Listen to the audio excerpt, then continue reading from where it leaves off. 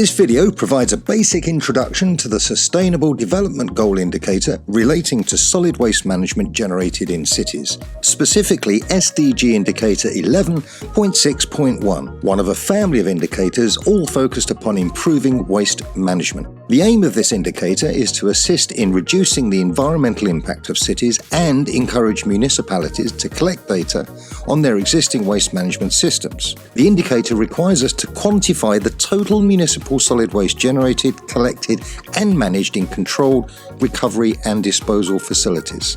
This means we need to collect information from a number of data points. Full details of this can be found in the step-by-step guide that you can access from the link below. But let's take a brief look now at the approach you need to take.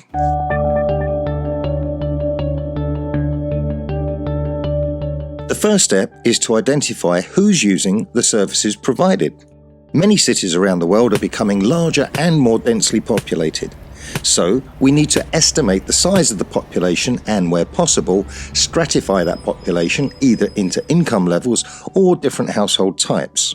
We know that the generation of waste is, to some extent, related to household income, so understanding this helps to provide a more accurate picture of the patterns and trends of how waste is generated, from where and by whom. In many cities, it is quite difficult to estimate the population. If your city's population statistics are outdated, you can update the existing estimate by multiplying the base population with an annual percentage increase.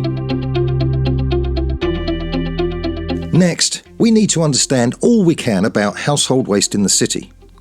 This is the most intensive part of the process, and to do this well, you will need to bring together and train a survey team.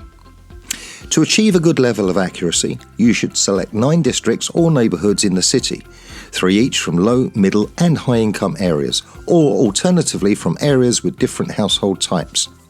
Let's call these survey locations. Within each survey location, teams of 2 or 3 people need to go and select 10 households to take part in the survey. Now, some people might be a little bit suspicious of people who want to look through their waste, so it's important to practice communicating at the doorstep and do be prepared for some challenging questions. Once you have selected your households, distribute 8 liner bags to each of them, making sure to carefully label each bag with a consecutive day. Ask the householders to put all the waste they generate each day into the correctly labelled bag. After 2 or 3 days, return and collect the first few days' waste. Now, at this point, it's important to check whether the instructions have been understood and properly followed, as mistakes will distort the result. It's also important to discard the day 1 sample, as the waste that has been stored from the day before the survey began will also affect the result. Now it's time to start weighing and characterising the waste. First, weigh the daily samples and carefully record the results onto a data sheet. Prepare a sorting area, open the bags and start to sort the waste into different materials such as food, plastic, metal and so on. We call these fractions. When the waste samples have been separated, weigh each fraction separately and carefully record those results on the data sheet. Repeat this process until 7 days of samples from all 10 households have been weighed and characterised. Next, we need to establish the waste generated in non-domestic places, such as hotels, restaurants, schools, hospitals, markets, factories, offices, and so on. The key here is to establish meaningful estimations as well as relevant units appropriate to each type of organisation. For example, it should be possible through observation and interview to establish how much waste, say, a school generates. You can then divide this to determine how much waste is produced per student.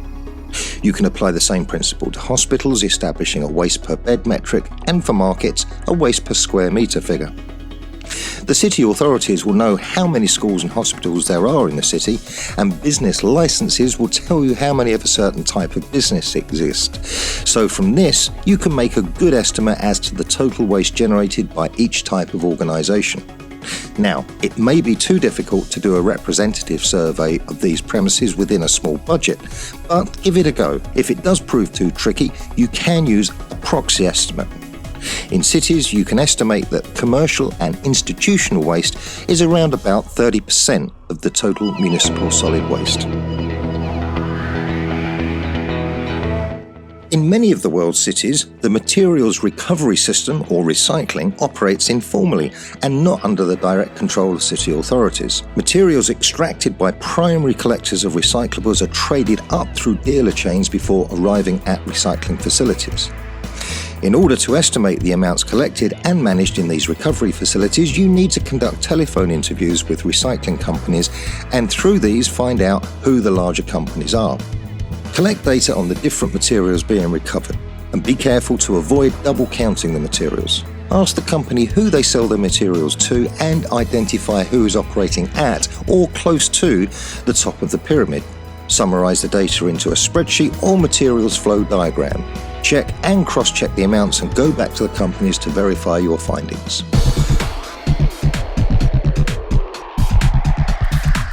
Next, we need to build an understanding of what waste is being managed at the disposal facilities. To do this, you need to first identify all of the disposal sites that are recognised by the city authorities. You'll need to visit all of them in order to assess their level of control.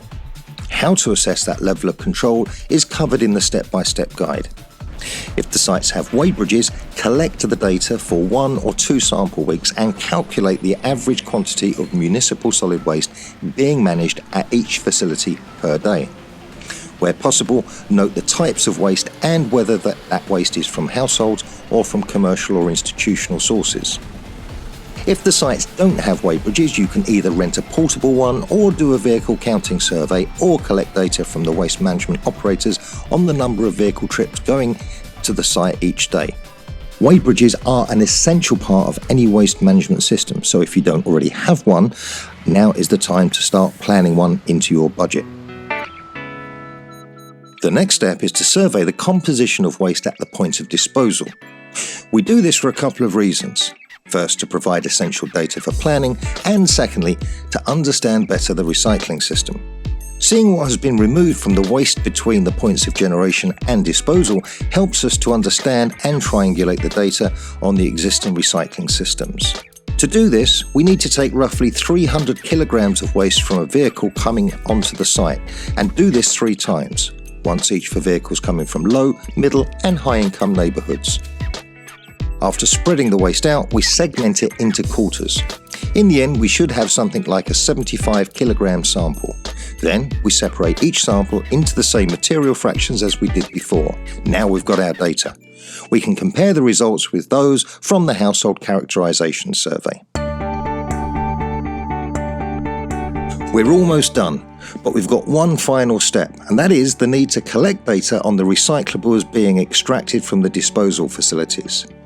Recyclers are working on many of the world's disposal sites, extracting the last remaining valuable materials.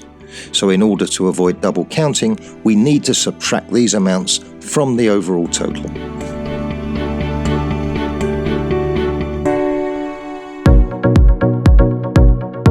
So there you have it.